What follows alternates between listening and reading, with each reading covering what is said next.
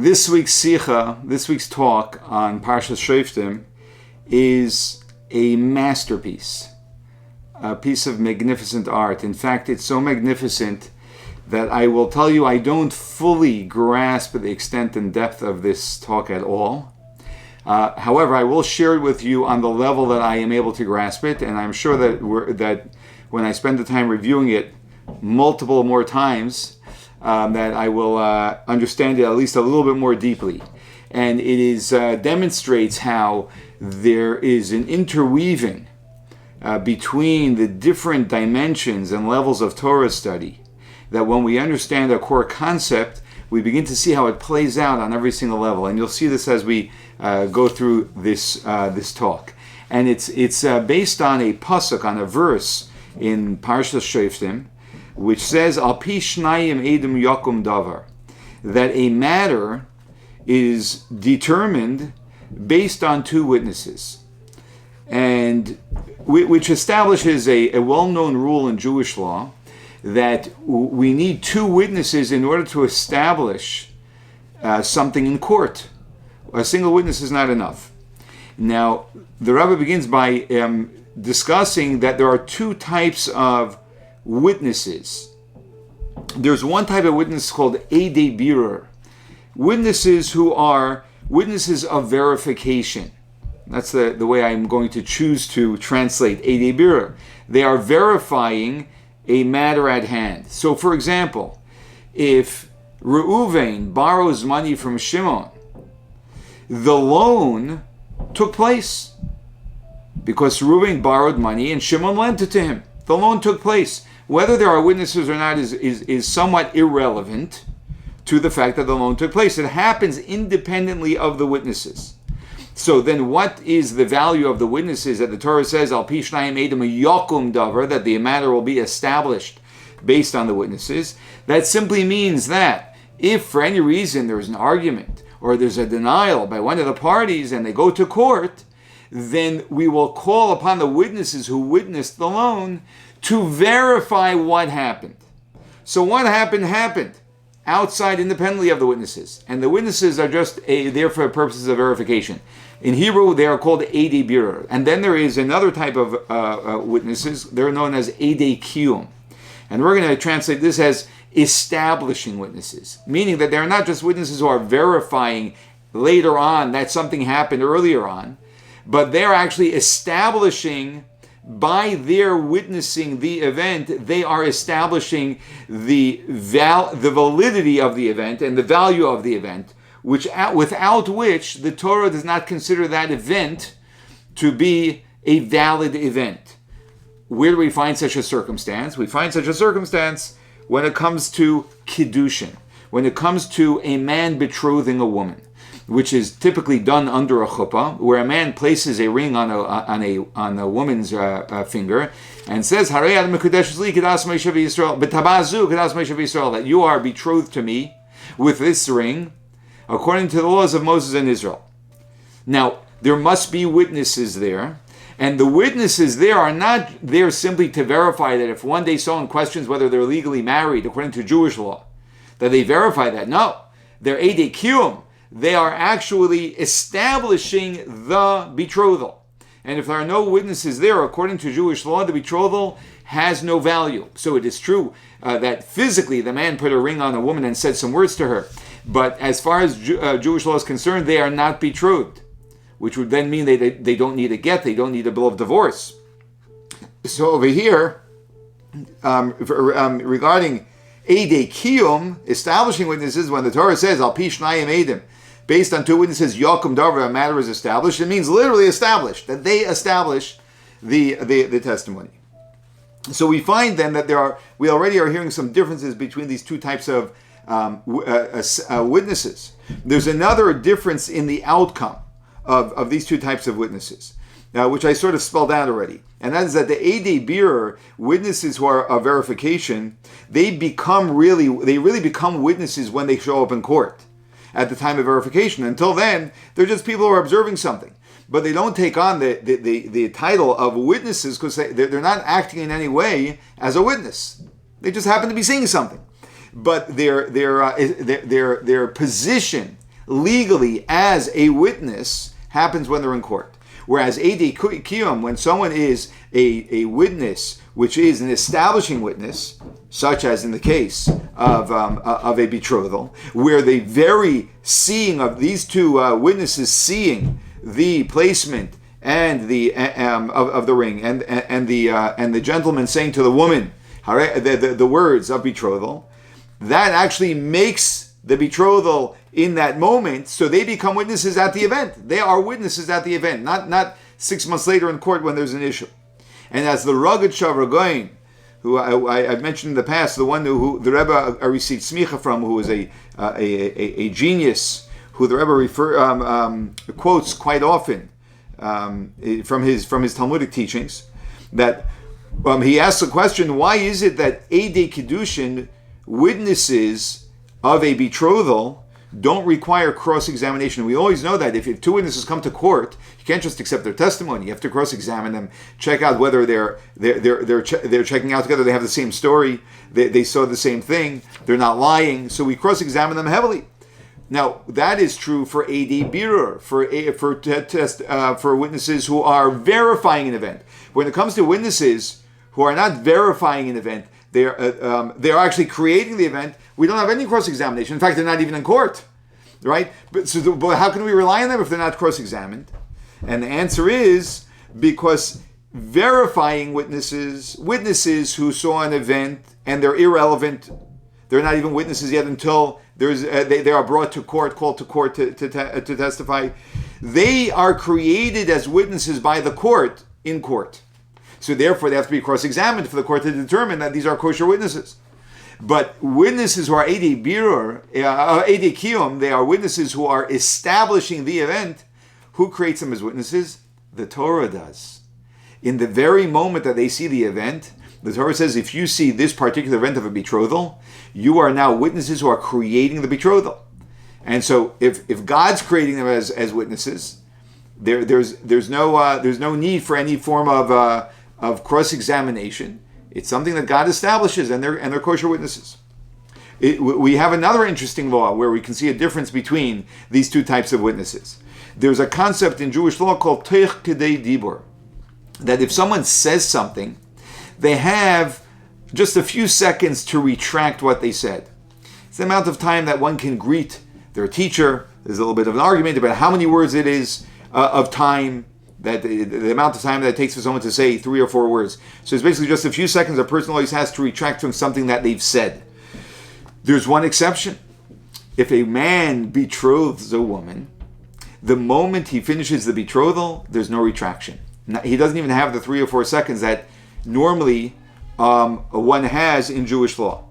So there's a great Spanish commentator on the Talmud from I don't remember exactly when, but from a few hundred years ago. I think even more than that. But anyway, he says that he gives an explanation as to why it is that by betrothal there's no room for retraction at all. And he says because in general other matters that people say are not so serious. So when they're not so serious, a person always has he's saying it, but it may be a little bit more flippant than it should be, and therefore we give him at least a few seconds to retract. If after he hears himself, he's no, and he can retract. However, betrothal is a serious commitment someone's making. So when someone makes such a serious commitment, they've thought it through, and therefore they're fully aligned with what they're saying. And because when they say it, we know that they're fully aligned with what they're saying, then there's no room for retraction. So the Rebbe asks a question about the Ran's explanation. He says, if that were the case, let's say I were to say to you that I would like to gift you with $1,000, right? Or I'd like to gift you with something that I have. I'm giving you a gift, right? When does that item that I gift you become yours? Does it become yours the moment I gift it to you, or does it become yours only a few seconds after the retractable space of time has expired? Now, according to Jewish law, the fact is that the moment I gift it to you, it's yours. Even though I can retract it, but the moment I give it to you, it becomes yours. But according to the way the Ran just explained this, that when we gift something to someone or any other type of language that we use, because it's not so serious, we're not fully committed to it until after the time of retraction, and therefore we have time for retraction, then it shouldn't be yours until the time of retractability is over. But Jewish law clearly demonstrates otherwise. So therefore the Rebbe gives another explanation as to, based on what we already learned, we can understand as to the difference between these two types of witnesses. We can understand why betrothal is different and you can't retract. And that is because since the kiddushin, the betrothal, is the witnesses by a betrothal are edei kiyum, they are witnesses of establishment, they are establishing the betrothal. So no longer is the gentleman himself the one who is creating the betrothal, but there are other people involved in making the betrothal happen. So his retraction is not enough. He can't just retract. It's not just him. So therefore, the fact that there are witnesses who are establishing witnesses, it's irretractable, because this is larger than just his statement. In most other cases, legal cases, when I make a statement and there are witnesses, the witnesses have no relevance yet. They're not even considered to be legally as witnesses until there may be a court case later on. And therefore, I'm the one who's establishing the gift to you. And if I'm establishing the gift to you, I can retract it. So again, we can, as I've explained in the past, when we get to the core of an understanding of a concept, we can see how that concept begins to explain any types of questions or conflicts that we may have. Okay, so now we begin the fun. Now we're going to dive deep. We're going to go as the Rebbe often does, into the other side, which is not the revealed part of the Torah, but the hidden part of the inner part of Torah, which is the spiritual side of the Torah. And the Rebbe begins by saying that everything that we have in law, which as it plays out in this physical world in a very literal way, is actually aligned with, and in a certain respect is an outcome of, the way things exist in a spiritual state. So we're going to see, and if you'd like, you can write these 4 things down so you can follow along and see where we answer them as we go along. We're going to see how in the spiritual state of things there are also 2 types of witnesses. Number 1. Number 2, we're going to see how betrothal witnesses are establishing witnesses in a spiritual sense as well, not just in a literal act of betrothal of a man to a woman, but in the conceptual idea of what betrothal stands for. And then we're going to see, number 3, how establishing witnesses become witnesses at the time of the event itself. The watching of the event is what makes them witnesses, whereas verifying witnesses only become witnesses if at a later time. And how establishing witnesses are stronger. So strong that there's no retraction. No retraction can be made from them. These are the 4 things that we're going to see in a spiritual sense. And I'm going to ask you to fasten your seatbelt here and hold on tight. And I'm going to tell you to do what I've done as I've studied this. As I studied this, I have a few things. I've understood it on the level I understand it, and that's the level I will be able to share it with you. I also understood that there's something so magnificent here that I'm not fully consciously grasping, but enough for me to know that there is something really magnificent here, and that itself has great value. And so you don't need to necessarily grasp everything, but get a sense of the majesty and the symmetry and the connection between multiple layers playing out at any time, and then also to understand how this all ties in and reveals the deep purpose of you and I and of creation. Okay, so there's a verse in the book of Yeshayahu Hanavi that says, "Atem eidai ne'um Hashem." You are my witnesses, says God. Who are my witnesses? It says, you are my witness. Who are you? Who's the you? So the Zohar gives 2 explanations to who the you is. One explanation he gives is you, the Jewish people. That the prophet Yeshayahu was talking to the Jewish people. He said the Jewish people are, and people have told me, thank you for testifying. When they see me wearing a yarmulke, they see I'm a religious person. So they tell me, thank you for testifying. People actually see the Jewish people as the testimony of God. And then there is another explanation the Zohar gives, and that is Shamayim va'aretz, heaven and earth.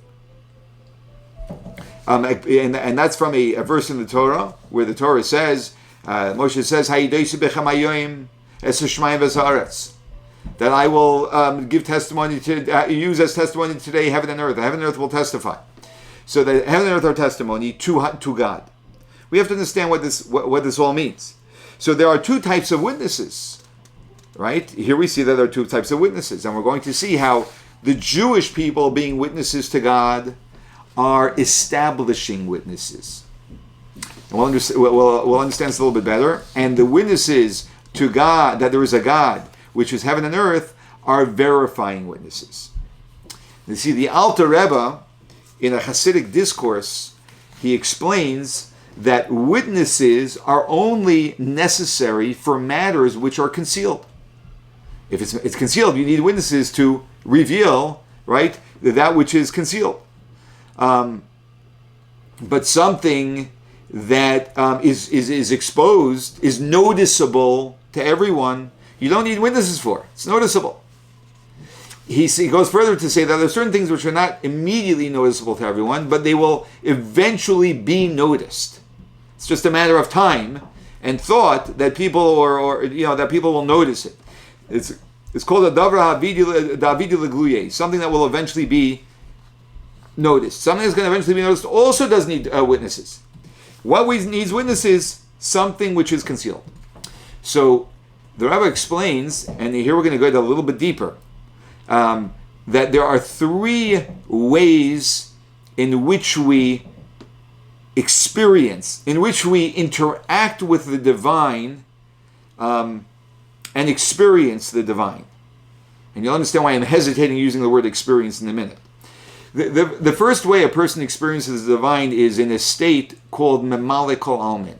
That is a state where God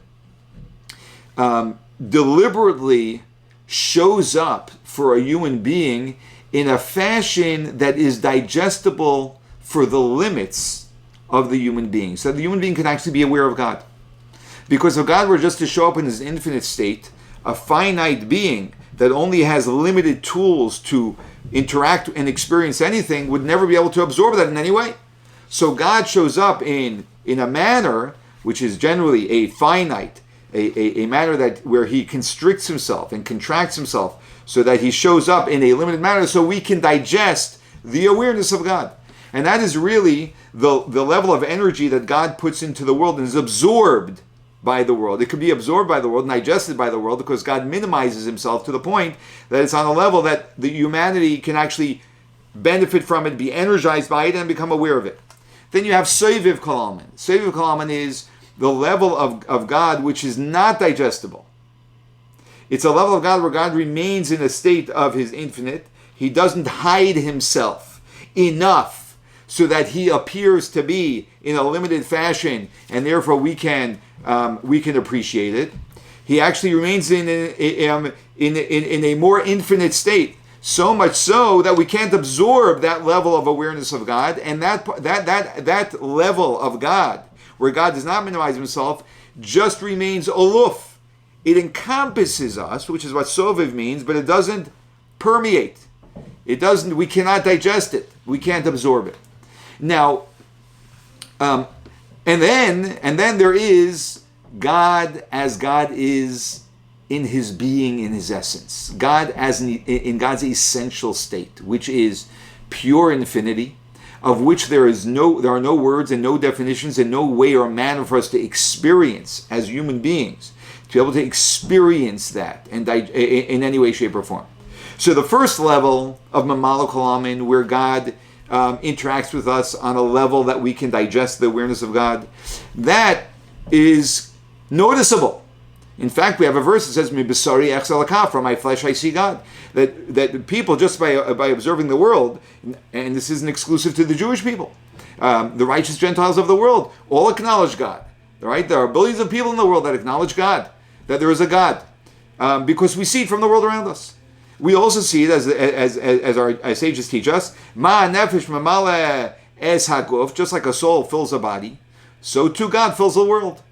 that just like we know that what's energizing the body, what's the difference between a body that's alive and a body that's dead? That's a vibrant soul that's in it. The intersection between the two, the coexistence of the two. The moment the soul leaves the body, then the body, which is really the same, it's just missing its battery pack, the soul. And just like we notice that within ourselves, we notice that the world is the very same way. That is very noticeable.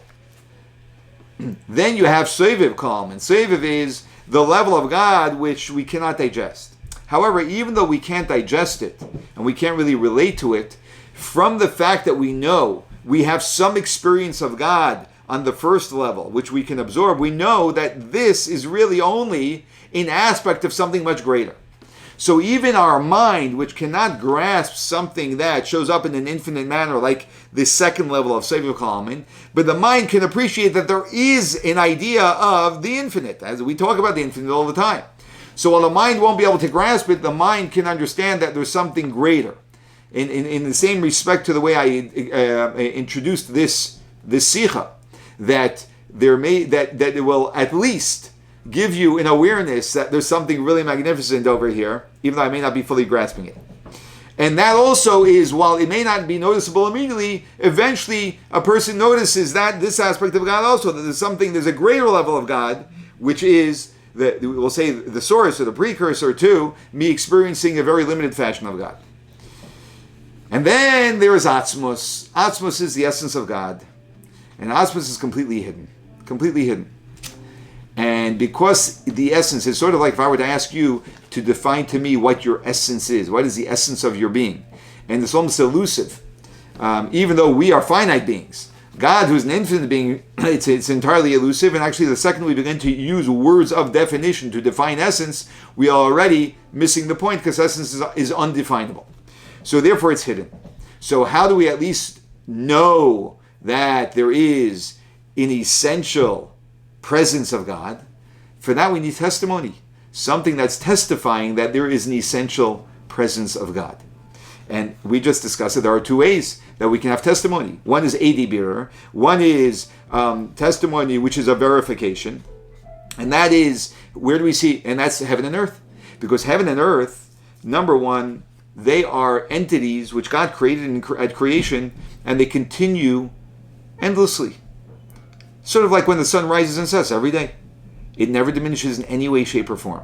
So we see an element of the infinite within creation, because it's something God creates, and with God's infinite power of creation, these bodies, if you will, just continue on and on endlessly. Not only that, but we also find that within the world, there are an endless number of creations. So again, we see an experience of the infinite from heaven and earth. So heaven and earth verify that, in fact, there is some essential state of God, which is just pure infinity, which is expressed, which is being testified by heaven and earth. And then you have Eidei Kiyum. Eidei Kiyum are not verifying witnesses, but they are establishing witnesses. That means that they are establishing the essence of God in this world, in our reality.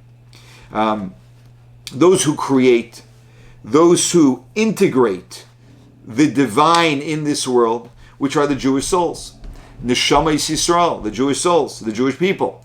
And why is it that we can do that? We can do that because our divine soul is rooted, its root is in Atzmos, in the essence of God. And therefore, being that we are rooted in Atzmos, we have the power to draw down Atzmos, the essence of God, into the world. And of course, we do that through Torah and mitzvahs, as we're going to discuss, through divine expressions of the divine. Now, this already demonstrates to us a deeper reason why Kiddushin, betrothal, the witnesses by a betrothal are Eidei Kiyum, are establishing witnesses. They are not just verifying witnesses. Because what are one of the primary reasons why we get married? To fulfill the mitzvah of Pru U'Revuv, to be fruitful and multiply. And the idea of a person having a child, who then has a child for eternity, as we bless a bride and groom when they get married, it should be a binyan, ad, it should be an eternal edifice, meaning Should be from generation to generation to generation. And in fact, if you're here and I'm here, we come from an endless generations, back to Adam, the first man. So that is an expression of the infinite. So that's drawing, every act of betrothal is drawing the infinite power of God into the world. And leading to the birth of an endless number of generations. And so that is establishing the essence of God in this world. And so therefore, therefore Kedushin is associated with the idea of establishing, not just verifying, but establishing. Okay. So what the testimony of the Jewish people as establishing God in this world, what is that adding to the testimony of heaven and earth, which is verifying that the essence of God exists? So here's an idea, which is an idea that we're going to have to do our best to wrap our head around, and that is that heaven and earth reveal that there is an infinite entity on earth in creation. There's an infinite entity in creation. That means that there is the world, there is a created reality called the world, and there also is an infinite being. There are two existences. There's God and there's creation. And creation is aware that there's an infinite being. But the Jewish people come to reveal something much more profound. And this is such a profound idea, it's an idea that takes many years of thinking to digest. And that is the idea which in Hebrew we call Ein Oid Malvadei, which is in our Aleinu prayer. There is none other than Him. What does that mean, there is none other than Him? That means that there isn't a world and God, and we in the world recognize that there is a God. There is actually only God. So what do you mean there's only God? The only reason why we are absolutely sure that there is a world, that there is existence, that there is there is the entire physical world that we experience, is only because God has hidden Himself, has pulled Himself back, so that we have we develop a sense of independence, of self. Were God to be revealed as an infinite being, we would see everything as a pure expression of the divine. Nothing would have an identity of its own. It would just be an expression of the divine. The fact that there is me, and there's you, and there are books, and there are bookshelves, and there are desks, and chairs, and trees, and flowers, and the entire universe. All of that, all of this multiplicity is only experienced because the singularity of God is hidden from us. And this is a very important point to know. When the Jewish people serve as witnesses, we're not testifying that there is an essential state of God called the infinite, which is in the world. We are testifying that there is nothing other than the infinite essential being of God, which is this infinite being, and nothing else. And the appearance of everything else is only because we are not noticing, with our flesh, eyes of flesh, we cannot notice this infinite presence. So to understand this a little bit better, the Rebbe explains that there's a verse in Tehillim that says, Eretz Yara V'Shakata, that the earth first feared and then it became quiet. What is it referring to? So it's referring to before the giving of the Torah, the world was in a state of fear. It was in a weak state. So the Eretz Yara, it first was in a state of fear, it was weak. But after the Torah was given, the world became quiet, it became still, it got strength. It gave the giving of the Torah gave the world strength, and we're talking about the existence of the world's strength, and therefore it quieted down, it became stable. So the Rebbe asks, the existence of the world is physical. We know that the world in Hebrew, the Hebrew word for world is olam. Olam is a terminology that is from the word helam, which means hidden. Because the entirety of the world really is an environment where God is hidden, as I just explained, and therefore the world appears to be an independent existence.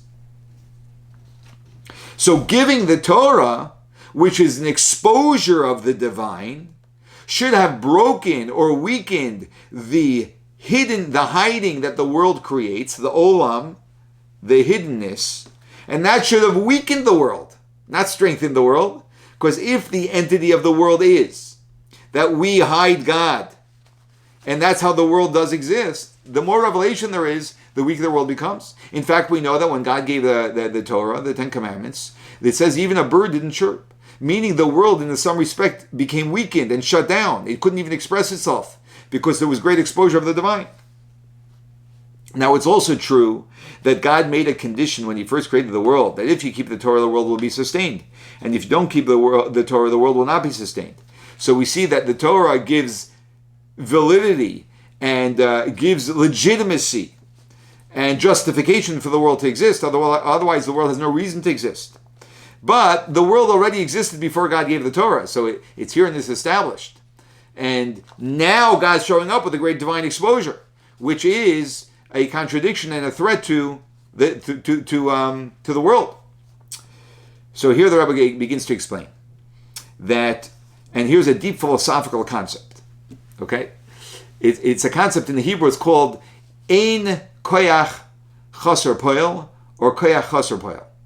By humanity, koyach, which means intention or potentiality before something is actually materialized, that koyach chaser, it lacks poel, actuality, materialization.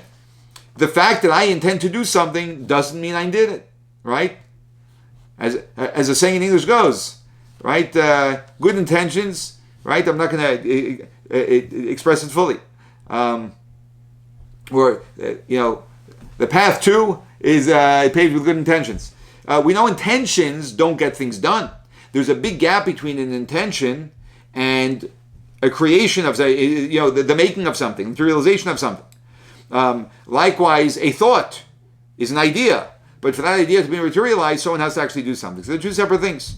Potential lacks actual. They are not one. But by God, in koyach chaser poel.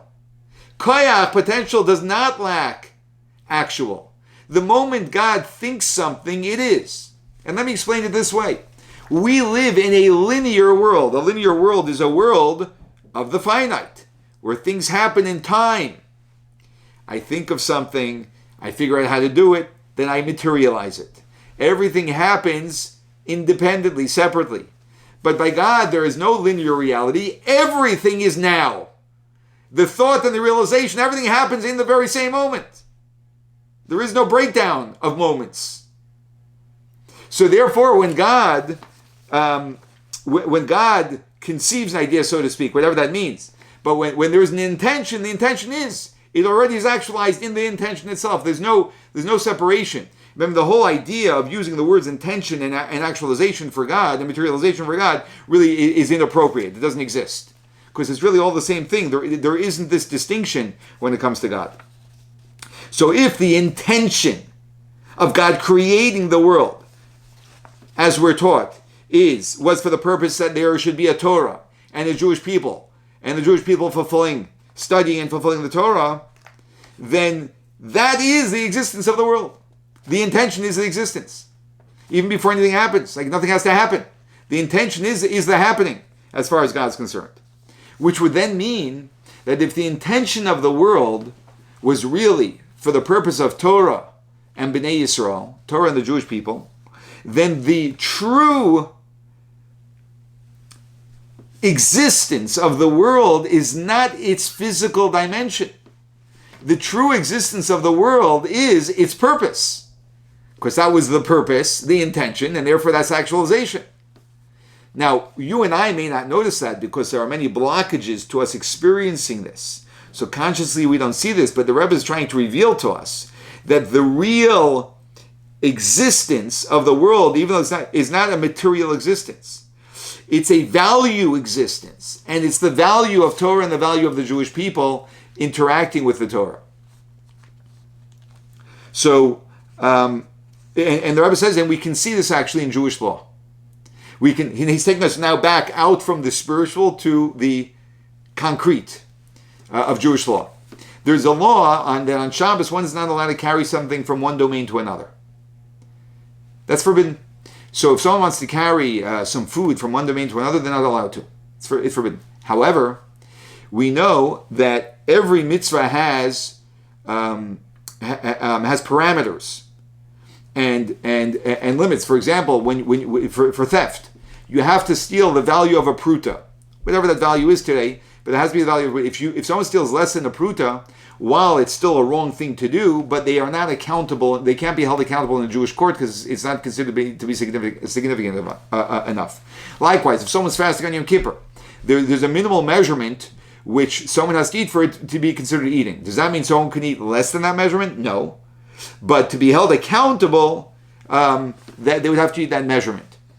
Likewise, when someone's carrying something from one domain to another, there's a measurement.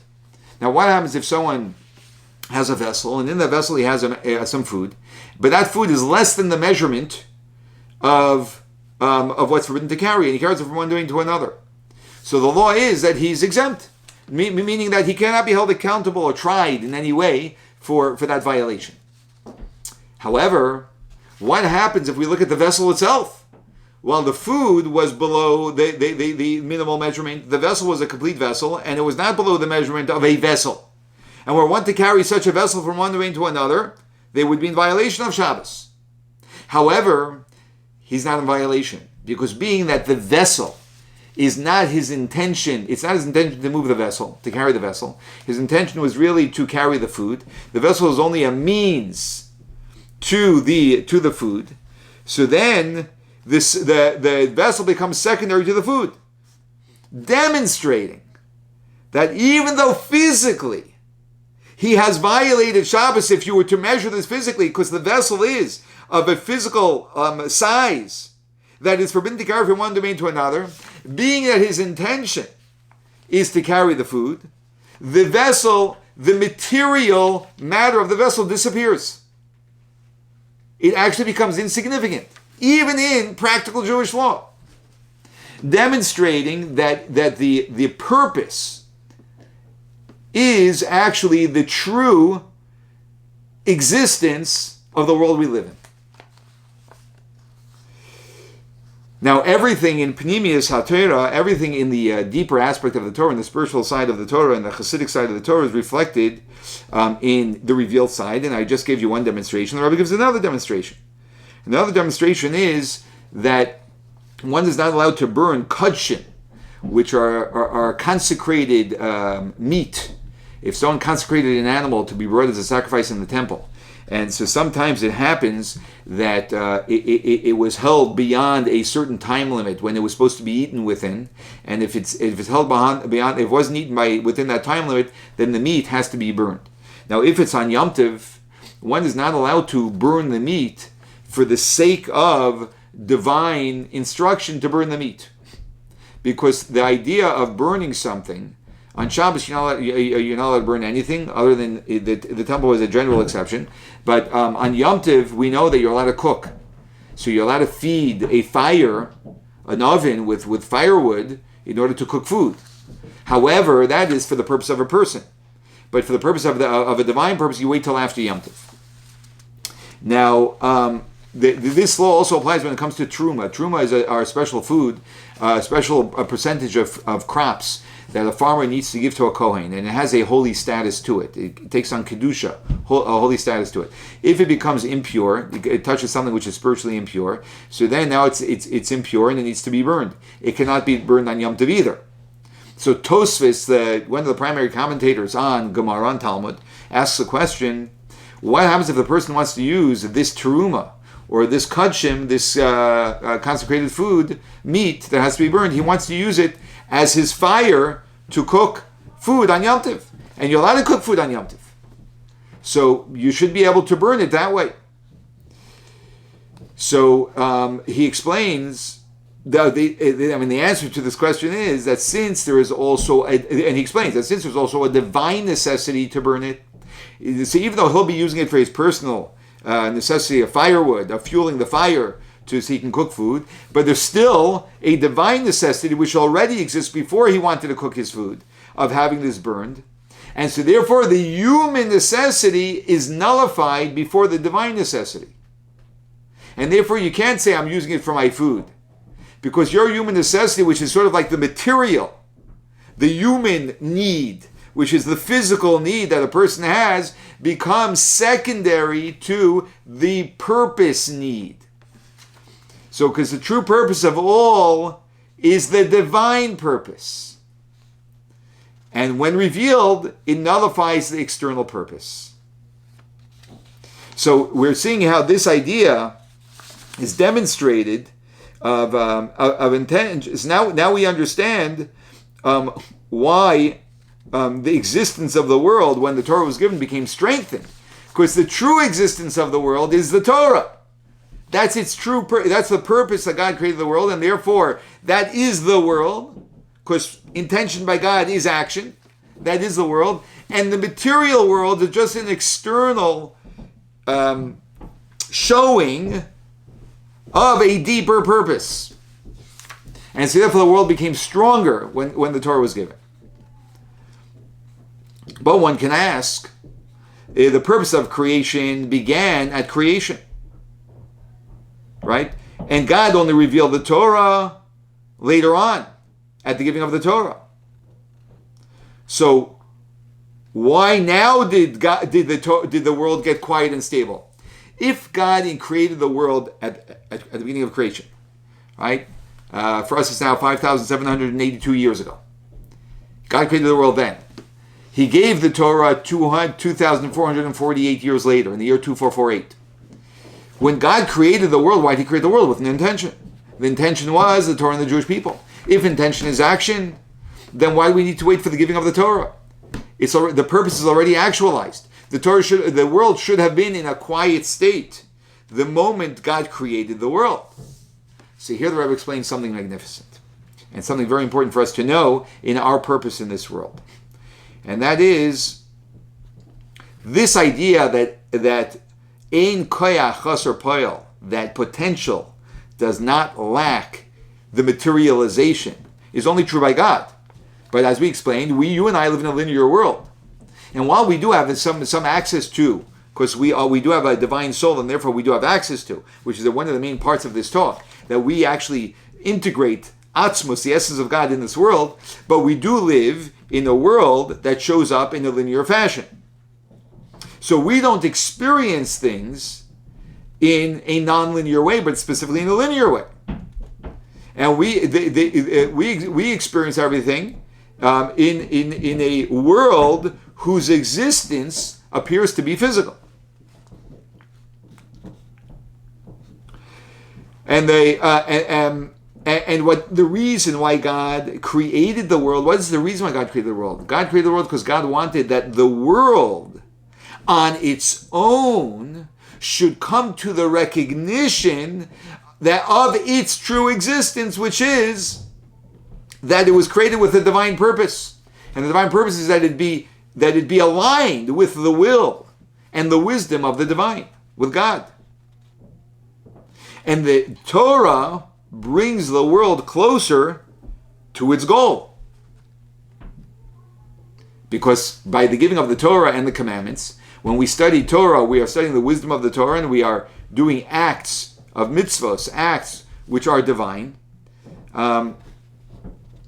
We are giving, we on our own now, not imposed by God, but we on our own are manifesting, if you will, we are creating that the potential is actually being actualized, and we're just discovering the true existence of the universe. That's the entire purpose of the world. In other words, when God created the world, even though he created with the intention of the purpose of Torah and the Jewish people, until the Jewish people engage with the Torah on their own as created beings in the physical world, in this physical dimension, and within that context begin to become aware of the fact that the true existence of the world is Torah and the divine purpose, until then God's mission and purpose for creation has not been fulfilled. Because in a certain way, God set himself up in a catch-22. Because God can't do this. He needs us to do it. That's the whole purpose. The whole purpose is for us on our own to come to that realization. So now we can understand the difference between the testimony of the heaven and earth and the testimony of the Jewish souls. Because God desired, as in the Hasidic vernacular, dira b'tachtonim. God wanted a dwelling place in this world, in this lowly world that we live in, for his essence. What does that mean? That means that we, the worldly beings, should slowly become aware of and integrate all of this physical world, integrate within it the divine purpose and the divine wisdom, so that the world becomes more and more aware of the fact that it really is divine. However, and this is reflected by heaven and earth, by the infinite power of the heaven and earth. But the infinite power that lies within the heaven and earth is one that God imposed, that God created. So God imposed, right, his infinite presence in the fact that heaven and earth continue to exist infinitely, and that they have infinite beings that show up within their realms. But that's all God's doing. And that, which means then, it's not a self-realization that the world has come to. So what happens when God imposes his infinite presence through creation is that creation is aware of the fact that there's an infinite being. But the creation is also aware of the fact that I am also. There's a physical world and there's the divine, the infinite. I exist and God exists. There are two entities. But once we begin to realize the entire purpose of creation, so we achieve the intention. What is the intention? That we align ourselves with the Torah and we, the Jewish people, align ourselves with the Torah and the mitzvahs. That is our avodah. That is the entire service or work that we have to do in this world. So then we are integrating this divine, infinite, essential being into the physical reality, demonstrating to physical reality that I don't buy into you. You are here for a purpose. That's the divine. That's what happens every time we do a mitzvah. And then we are actually fulfilling the integration that God wants of being able to be integrated into an environment where he is naturally hidden, which is the environment of the world being called olam in Hebrew, which means hidden. So the testimony of heaven and earth doesn't itself reveal God. God's revealing himself in the heaven and earth. It's imposed by God. And so therefore the world remains a world. It remains self-aware, and in a state of hiddenness, and also aware that there's a God. And so what's going to happen? When is that going to change? When will the hiddenness, the hiddenness of the world, the facade of the world which hides God, going to be lifted? When Mashiach comes.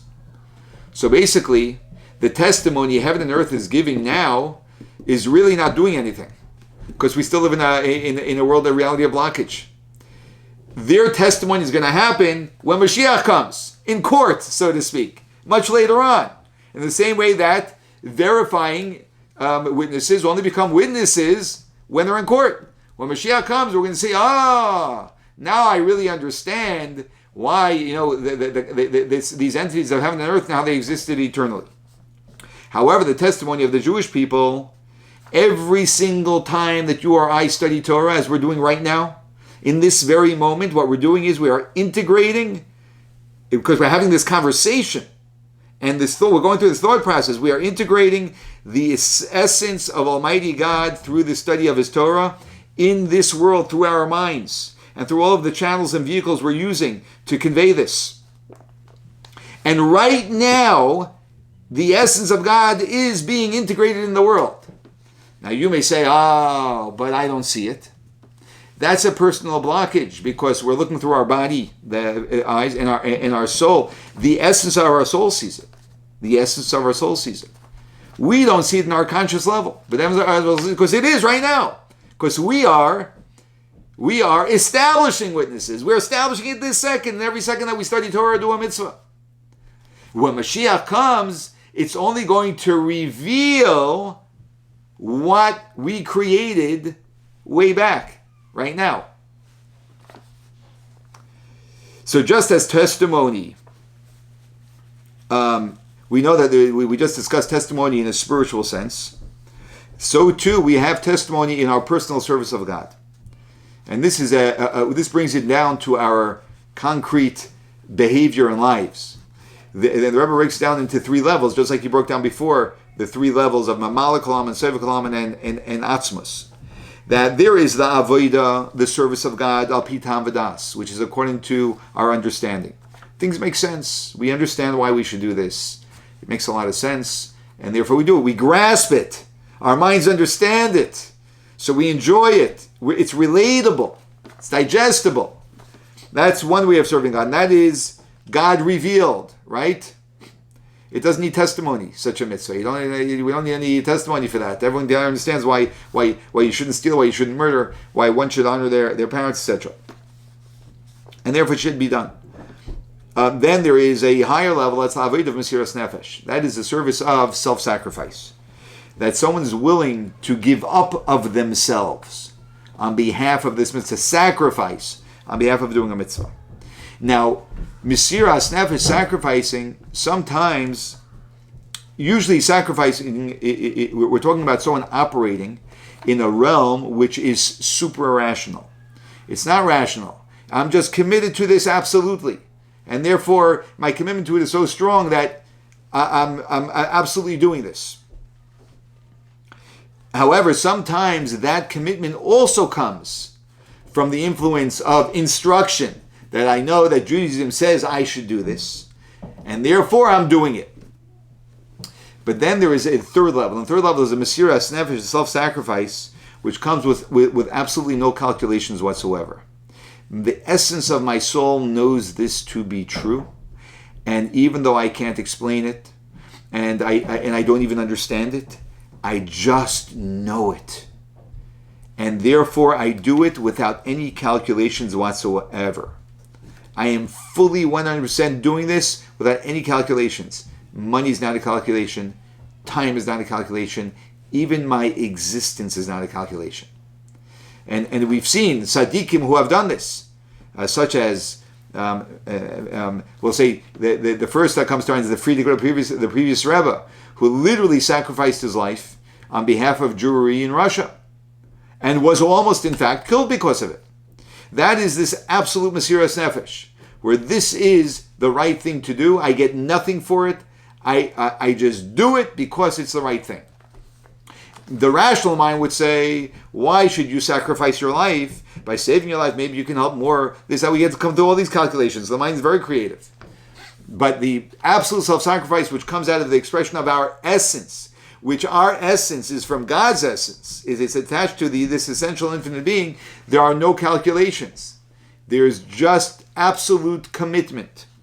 And this, on this level, the prophet Yeshayahu said, Atem Eidai, you are my witnesses, that you Jewish people, when you step up and you are willing to reveal that this world is not a material world, but it's a divine world, which requires sometimes that you do things which would seem to be very irrational, but actually super rational.